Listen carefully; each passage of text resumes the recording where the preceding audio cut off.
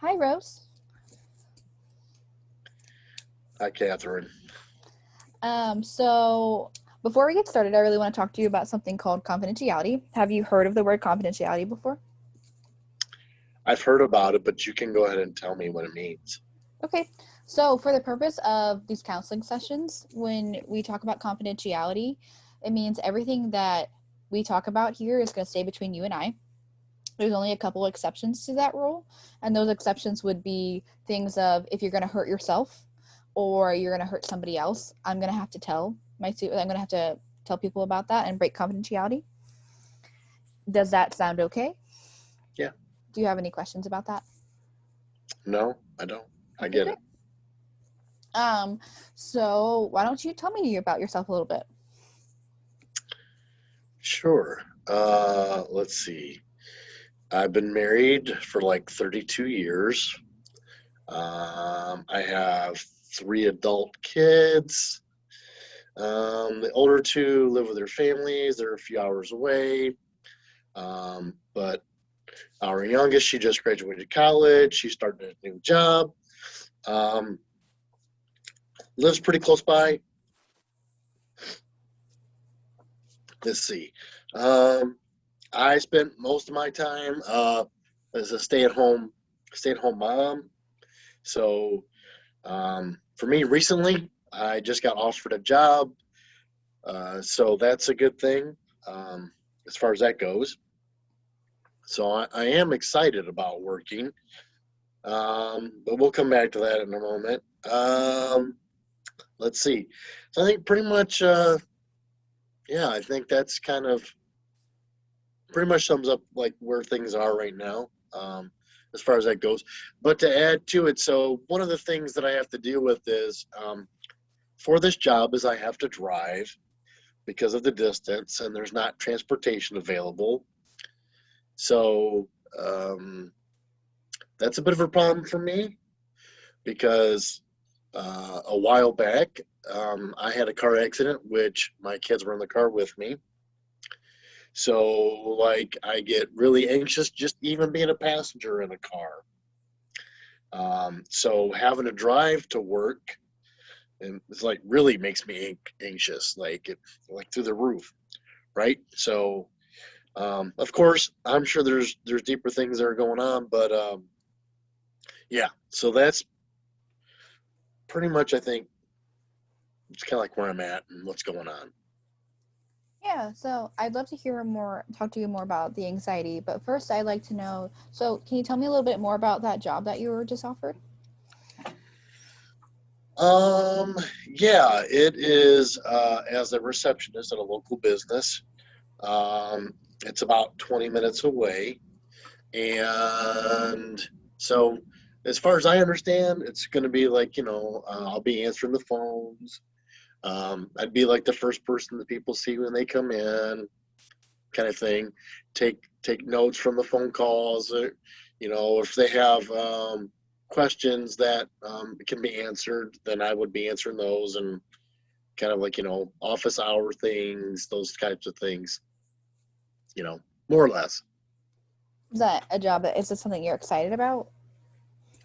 Yeah, I am excited about that. Yes, because I haven't been working a long time, or since we had kids anyway. So yes, I am excited about having a job. So you said earlier you mentioned having some anxiety around driving due to a previous accident. Can you tell me more about those feelings of anxiety? Sure. I mean, basically, uh, to be more specific, I get panic attacks. So like my breathing gets a little erratic. It's hard to be calm.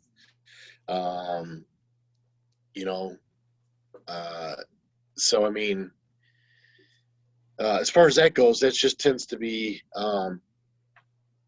like what happens for me when it comes to driving. I don't drive. And like I said, being a passenger, I still get anxious. Um, I can't say it's as bad, but I still get anxious about that.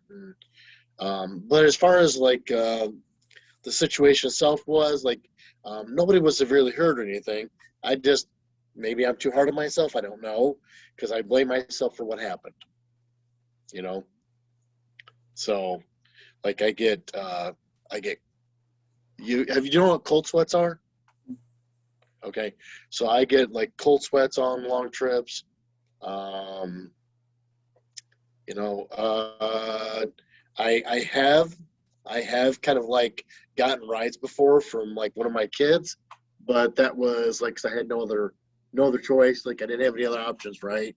So I mean, you know, I will let one of my kids give me a ride, but that's only when I have like no other options. And I really trust this kid of ours, and he's really calm. So like he talks to me about things that help me be calm and things like that. So that's why I let that kid of ours drive. So, just gonna summarize kind of what I'm hearing. So you're saying that you experience a lot of panic attacks around the idea of driving, and Mm-hmm. have found that you can ride in a car with maybe your husband or your children, but that's still difficult as well. It causes some of that anxiety and some of those sweats on long drives. Mm-hmm. So now you have this new job that you're excited about, and you Yes. also have this like past experience of this car accident that you have a lot of feelings of anxiety and a lot of worry around. How are you feeling about the need for you to potentially drive to this job? I guess I would say I don't know if I could say worried, but I mean I'm not sure that I can. I'm not sure how I can handle that. So that you know, so that I am able to actually do the job. Right. I mean that's the job itself. I don't have any issue with. It's just the drive to work. So I mean I guess I'm just I don't know concerned or worried about that. But you know I just want to. I know unless I do something, I can't do it. I can't ask somebody to like give me a ride every time I have to go to work. I don't, you know, that's not going to happen. I know that's not realistic. Yeah, those are some really valid things to be feeling. When you think about the need for you to drive to work, Mm-hmm. especially since you're saying people can't drive you all the time, which is a valid realization, how important is it for you to make the change of being able to drive right now? On like, if we did a scale from 1 to 10, how important is it for you to be able to drive right now? Well, I'm really excited about the job, so I would say, I mean, I guess if I have to do it that way, I would say, I mean, I guess it'd be like a 10 because if I'm going to have the job, I have to be able to get there. So I would say that's like a 10. Okay, so what makes you pick a 10? Just because I realize, I mean, I can't say like, I don't know, maybe that's too high, but I mean, I know that I can't do the job unless I'm able to actually get to the job.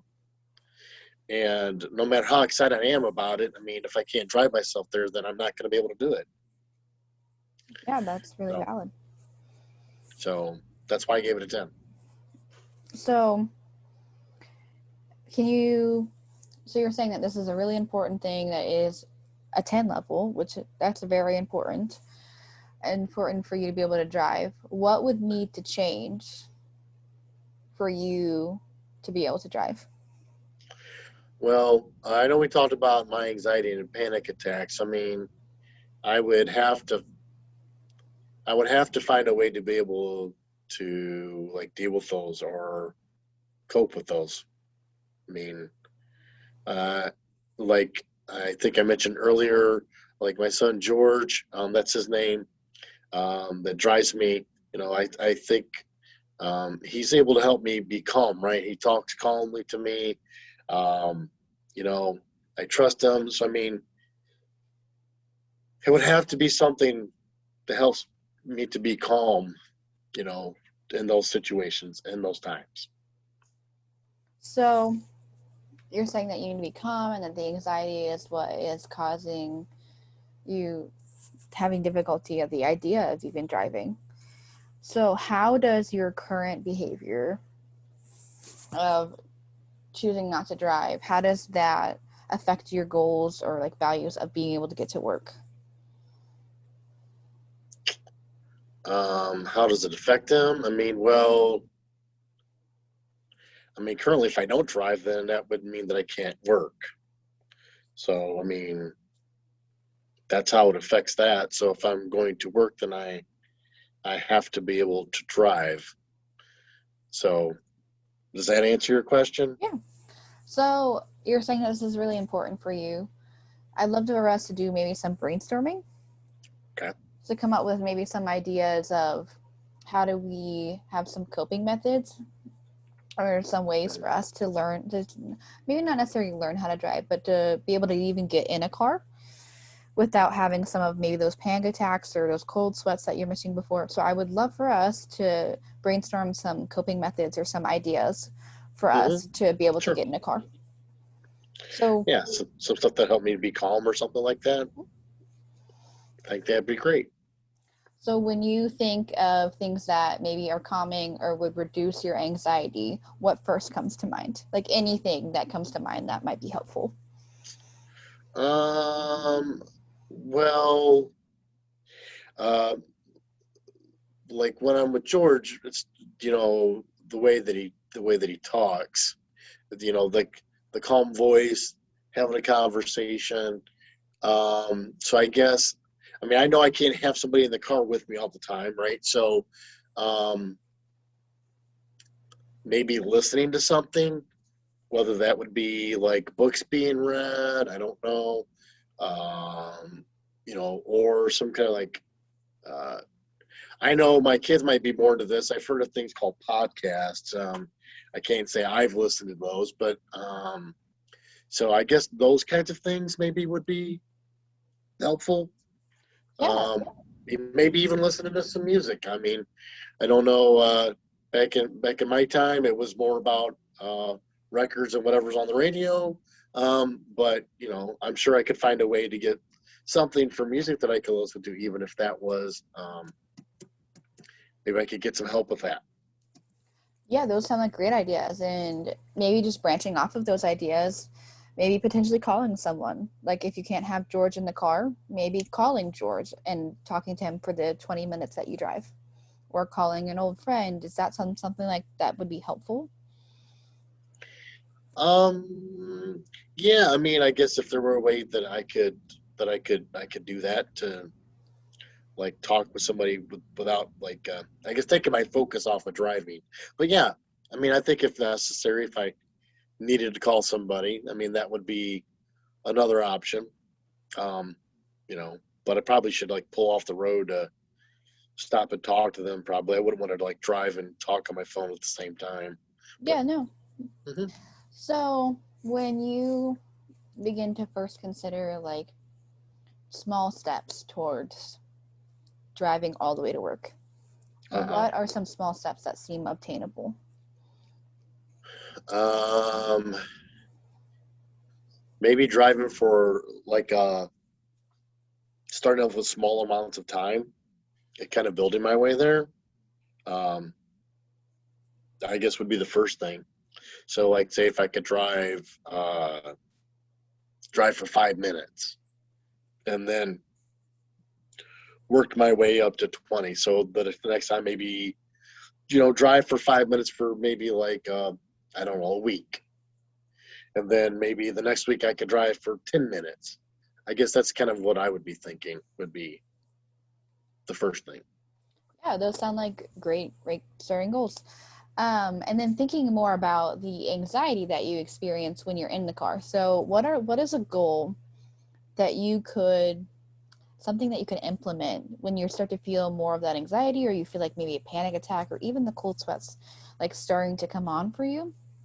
What is a goal of which you can implement something in order to help ease that anxiety a little bit?